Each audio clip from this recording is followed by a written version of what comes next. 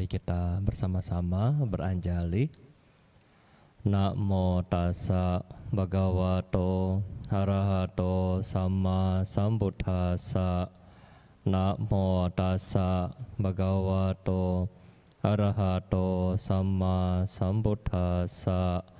Namo tassa bhagavato arahato samma sambuddhassa. Kalena dhamma sakacca, kalena dhamma sawanang, etang manggalang mutamang ti. Ya, kepada Ketua Yayasan Pendidikan Dharma Widya, Pak Riki Tansil beserta jajarannya, pada para kepala sekolah, Bapak Ibu guru dan adik-adik sekalian, serta orang tua siswa di rumah, selamat pagi, Sukihotu, Namo Buddhaya. Pada kesempatan hari ini, Bante mengucapkan terima kasih atas kesempatan yang diberikan kepada saya untuk berbuat baik di dalam hari Asalha Puja 2021. Nah, Bapak Ibu guru dan adik-adik sekalian, kita setiap tahun ya merayakan yang namanya Asalha Puja. Bahkan adik-adik juga sudah hafal, pasti Bante yakin ya, peristiwanya dan semua yang ada di dalam proses Asalha Puja ya. Jadi sebagai umat Buddha, kita paham bahwa Asalha adalah hari yang terpenting di dalam ajaran Buddha. Kenapa? Kalau kita merasa bahwa hari yang bulan Mei adalah hari Waisak, di mana ini kita bilang hari Buddha, ya, karena di hari Waisak memperingati kelahiran dari Bodhisatta. Kemudian ketika Bodhisatta mencapai kebuddhaan dan ketika Buddha memasuki parinibbana. Jadi Waisak adalah hari Buddha. Nah, sedangkan ketika kita memperingati hari Asalha atau Asada, nah kita memperingati hari terbentuknya Sangha ya, dan juga kedua adalah hari dimulainya pembabaran Dhamma. Nah, jadi di hari Asada, Triratna terbentuk di dunia. Jadi Buddha sudah ada, munculnya Dhamma dan munculnya Sangha. Ya, jadi Triratna muncul di dunia. Nah, Bapak Ibu dan adik-adik sekalian, kita melihat bahwa sebelum adanya juga hari Asalha, Asada, ya. Sebelum ada hari Asada, tidak ada satu makhluk pun yang bisa mencapai tingkat kesucian selain Sang Buddha sendiri. Kenapa? Karena sebelum ada Asada, maka belum ada pembabaran Dhamma yang komplit, yang lengkap, yang bisa membuat semua makhluk mencapai pencerahan. Jadi kalau kita ingat bahwa ya banyak Sang Buddha juga setelah mencapai pencerahan ya beberapa kali juga bertemu dengan orang mengajarkan, tetapi mereka belum mencapai arahat ya.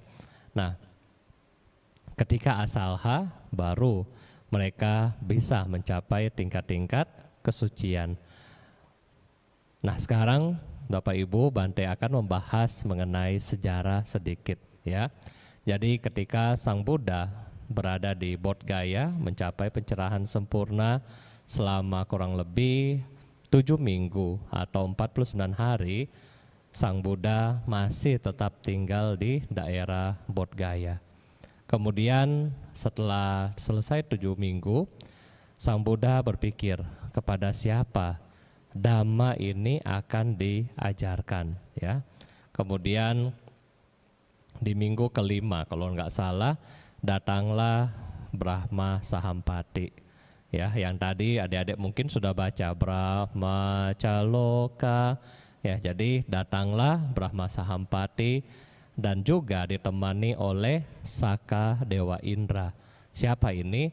Saka Dewa Indra yang biasanya umat Buddha suka pai-pai di luar rumah. Ya, siapa yang suka pai-pai di luar rumah, suka sembahyang yang kadang-kadang taruh hio di depan pintu, di depan rumah. Nah, itu sembayangnya sama Saka Dewa Indra. Nah, mereka berdua datang kepada Sang Buddha kemudian bersujud dan memohon kepada Sang Buddha. Mohon, ya, mungkin ada makhluk yang hanya sedikit debu di mata mereka. Mohon ajarkanlah Dhamma kepada mereka, ya, agar mereka dapat terbebaskan daripada penderitaannya. Nah, jadi setelah ada permohonan daripada Brahma Sahampati, kemudian Sang Buddha mulai berpikir bahwa kira-kira siapa yang bisa diajarkan, siapa yang mampu untuk menerima ajaran yang begitu sulit seperti ini. Nah, kemudian Sang Buddha berpikir bahwa, oh, saya mengingat, ya, guru-guru saya terlebih dahulu, yaitu ada dua gurunya kan, Udaka Ramaputta dan Alara Kalama. Dia mengingat, oh, ternyata kedua guru ini sudah meninggal, ya, sudah meninggal dan tidak mungkin lagi mengajarkan Dhamma kepada mereka. Berikutnya Sang Buddha kemudian merenungkan kembali, siapa yang bisa? Oh, terhadap 5 pertapa, yaitu Kalyana Mita saat berlatih di Dunggeswari, ya, di Dungkasiri. Nah, seketika Sang Buddha melihat di mana sekarang kelima pertapa. Oh, ada di Taman Rusa Isipatana. Oleh karena itulah Sang Buddha kemudian berjalan, ya, berjalan ke arah Benares. Kira-kira adik-adik, kalau misalnya kita naik bus, ya, kalau kita naik bus dari Bodh Gaya ke Benares itu sekitar 7 jam, ya, 7-8 jam. Nah, itu naik bus. Kalau jalan kaki, ya, kira-kira sekitar 300 km, ya, kalau jalan kaki. Nah, mungkin kalau jalan kaki butuh berapa hari baru sampai. Nah, setelah Sang Buddha tiba di Benares, kemudian kelima petapa, mereka tahu, ini kan dulu yang gagal nih, ya, yang dulu meninggalkan kita di Dungkasiri. Sekarang dia mau cari kita, tetapi kita jangan mengajak dia bicara, jangan menyambut dan seterusnya. Jadi 5 pertapa sudah bersekongkol bahwa sudah, kita cuekin aja, ya, nggak usah peduliin. Tetapi makin Sang Buddha mendekati mereka, tiba-tiba karena pancaran cinta kasih dari Sang Buddha, kemudian tidak ada yang suruh, tetapi mereka tiba-tiba langsung sigap dan mau melayani Sang Buddha. Ya, jadi dari situ. Nah, setelah mereka mulai datangi Sang Buddha, mereka menyiapkan air, ya, membasuh kakinya dan memberikan air minum dan seterusnya, ya. Dan ada pada akhirnya Sang Buddha bertukar bicara sama mereka. Setelah melihat batin dari para pertapa, ya, setelah siap, kemudian Buddha memulai pembahasan mengenai Dhammacakka Pawatana Sutta atau sutta mengenai perputaran roda Dhamma. Ya, jadi inilah yang pertama kali yang diajarkan kepada 5 pertapa, ya, yang namanya saat itu adalah petapa Kondanya, Asaji, Badia, Wapa, dan Mahanama. Jadi 5 pertapa ini yang diajarkan pertama kali. Nah, setelah mengajarkan Dhamma kepada 5 pertapa, Kondanya yang pertama memahami dan dia mencapai tingkat kesucian yang pertama, ya, dia mencapai tingkat kesucian, dan setelah dia mencapai tingkat kesucian, mereka memohon untuk ditabiskan menjadi biku. Jadi disitulah setelah Dhamma diajarkan, maka munculnya Dhamma Ratana. Dan setelah 5 pertapa menjadi biku, di sini muncullah Sangha Ratana, sehingga Teratana lengkap ada di dunia kita. Nah, kemudian setelah Sang Buddha mengajarkan, maka hari Asada sudah selesai. Ya, dengan sudah selesainya hari Asada, maka ceramah Bante juga selesai. Ya, sudah selesai. Mau ceramah apa lagi? Ya kan? Oke, jadi apa makna daripada peringatan hari Asada ini? Ya, banyak sekali makna yang terkandung di dalam Asada. Ya, Bante akan membahas mungkin 4 kesunyataan mulia saja, dan juga bagaimana kita melihat daripada Sang Buddha. Ya, kita melihat Sang Buddha yang ketika sudah menemukan ajaran yang Dhamma, memahami Dhamma, tahu akan Dhamma, dan berusaha untuk mengajarkan kepada semua makhluk. Ya, apa yang mau diajarkan adalah dia masih ingat, ya. Oh, siapa guru-guru saya? Ya. Oh, guru saya ada di mana? Dia ingat gurunya. Ya, jadi di sini Bapak Ibu dan adik-adik sekalian, bahwa kita dimanapun kita, ketika besok-besok adik-adik sudah lulus, sudah jadi orang sukses, mungkin bisa jadi presiden, ya, lulusan mana? Dharma Widya. Tetapi ketika ketemu dengan mungkin kepala sekolah, ketemu dengan Pak Didik, ya, ketemu dengan Pak siapa? Romopia. Oh, sudah nggak kenal, ya. Aduh, sudah nggak kenal itu siapa. Ketemu Romo, sudah nggak panggil, ya. Oh, sudah nggak panggil karena sudah jadi orang terkenal, sudah sukses, sudah lupa sama guru-gurunya. Ya, di sini kita belajar daripada Sang Buddha. Ya, walaupun Sang Buddha telah mencapai yang paling tinggi di dunia, yaitu pencerahan yang tiada bandingnya di alam semesta, namun Sang Buddha masih memiliki katanyu katawedi, yaitu tahu, ya, mengingat kebajikan daripada orang lain. Di sini Sang Buddha mengingat kebajikan daripada guru-guru terdahulu, yaitu Alara Kalama dan Udaka Ramaputta. Kemudian berusaha untuk apa? Membalas jasa kebajikannya itu dengan ingin mengajarkan Dhamma kepada mereka. Nah, jadi sifat daripada katanyu katawedi ini semakin hari semakin sulit, ya, di dalam kehidupan kita sehari-hari. Banyak yang sudah sukses, mungkin alumni-alumni yang sudah lulus daripada sekolah Dharma Widya, mereka mungkin sudah sukses, sudah jadi orang yang baik, yang berguna, ya, mungkin mereka sudah menjadi orang yang sukses, tetapi banyak dari mereka kadang-kadang sudah lupa. Nah, sudahlah, jangan sekolah di Darwin, nggak mau. Ya, guru-gurunya galak dan seterusnya. Jadi di situ kita melihat bahwa kita sebagai siswa kita harus memiliki katanyu katawedi, ya, terutama kepada guru-guru kita. Kalau nggak ada guru kita nggak bisa seperti hari ini, ya. Bante sendiri, kalau nggak ada guru Bante waktu Bante masih TK, emang bisa sekarang ceramah di depan adik-adik dan bapak ibu guru? Nggak bisa, ya kan? Nggak bisa, karena kenapa? Harus dimulai daripada guru kita. Ya, kalau bilang, Bante, apakah Bante hafal nama ibu gurunya? Masih ingat, ya, wali kelas saya ketika TK siapa? Kelas 1 masih ingat, sampai kelas SMA kelas 3, ya, masih ingat semua. Jadi dari situ kita menghargai jasa atau kebajikan daripada orang-orang yang telah membuat diri kita menjadi sukses. Tanpa mereka kita tidak bisa ada hari ini. Nah, jadi di sini kita mengingat bahwa inilah teladan daripada Sang Buddha.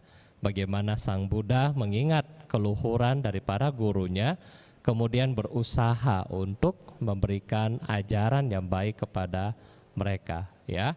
Dan berikutnya, adik-adik sekalian, kita melihat bahwa kedua kali Sang Buddha berpikir, siapa yang saya akan mengajarkan Dhamma?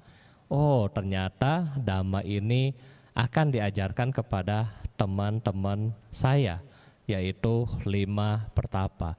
Berarti di dalam hidup daripada kita, kalau kita memiliki kalyana mita, sahabat-sahabat yang baik, berarti hidup kita akan lebih baik juga. Ya, coba Anda bayangkan kalau waktu itu sahabat-sahabatnya tidak baik, tentunya Sang Buddha juga nggak bisa menjadi Buddha, ya, karena sahabatnya nggak baik, lingkungannya nggak baik. Tetapi karena lingkungan yang baik, sahabat yang baik, bergaul sama orang-orang yang baik, maka dia menjadi sukses, menjadi Buddha. Sama dengan adik-adik. Kalau temennya misalnya satu geng, hobinya jalan-jalan, ya, hobinya bikin geng motor misalnya, ya, apa yang terjadi? Pasti masuk angin, PR nggak sering bikin, ya kan? Kalau Zoom pasti belum bangun, ya. Kalau di sekolah lagi belajar pasti nggak konsentrasi dan seterusnya. Karena kenapa? Sudah capek main atau pergi sama teman-teman yang geng motor. Sama halnya kalau yang satu geng, ya, bikin grup, misalnya grup apa? PUBG, ya, sama. Pasti juga ya gitu ya. Mungkin Bante lagi ceramah hari ini, kameranya dia matiin sambil dia main PUBG. Sama teman-temannya, "Udah, ayo, main aja." Bante bicara apa nggak ngerti, udahlah kita main aja. Jadi sambil tutup kamera main PUBG, ya. Nah itu, jadi pergaulan kita menentukan masa depan kita. Oleh karena itu kita melihat Sang Buddha, ya, bagaimana dia bergaul dengan orang-orang yang baik, dia bergaul dengan orang yang bijaksana, sehingga Sang Buddha mampu mencapai tingkat-tingkat kesucian, ya, di dalam kehidupan duniawi, mampu mencapai tingkat-tingkat kesuksesan. Nah, jadi pergaulan itu penting, ya, pergaulan itu penting. Coba kalau misalnya bikin geng yang modelnya satu geng orangnya adalah rajin-rajin, ya, rajin bikin tugas, rajin diskusi, rajin bikin tugas kelompok, bikin PR dan seterusnya. Pasti Bante yakin geng ini, ya, nomor 1 sampai 10 di kelas pasti mereka yang juara. Karena terlibat dengan hal-hal yang baik di dalam pembelajaran. Nah, oleh karena itulah dua hal ini Bante rasa ini adalah hal yang baik, ya, hal yang baik yang kita tiru daripada Sang Buddha, sifat daripada Sang Buddha yang kita bisa aplikasikan di dalam kehidupan adik-adik. Dan akhir kata, semoga di hari Asalha atau Asada Puja ini semoga membawa manfaat. Semoga kita belajar daripada sifat Sang Buddha, yaitu mau mengingat kebajikan daripada orang lain dan mau untuk membalas kebajikan tersebut, dan juga bagaimana bergaul dengan sahabat-sahabat yang baik. Jadi demikianlah adik-adik sekalian mengenai Asada Puja pada hari ini. Semoga apa yang Bante sampaikan Anda bisa aplikasikan di dalam hidup Anda, dan semoga Anda juga bisa menjadi orang-orang yang lebih baik dan menjadi orang yang lebih sukses di masa mendatang. Dan jangan lupa patuhi protokol kesehatan, karena pakai masker harga mati, tidak pakai masker kita yang mati. Jadi harus pakai masker dan jangan lupa pergi vaksin, ya. Di sekolah Dharma Widya sudah disiapkan vaksin, Kalau sudah ada kesempatan, lakukan vaksin secepatnya. Demikian yang bisa Bante sampaikan.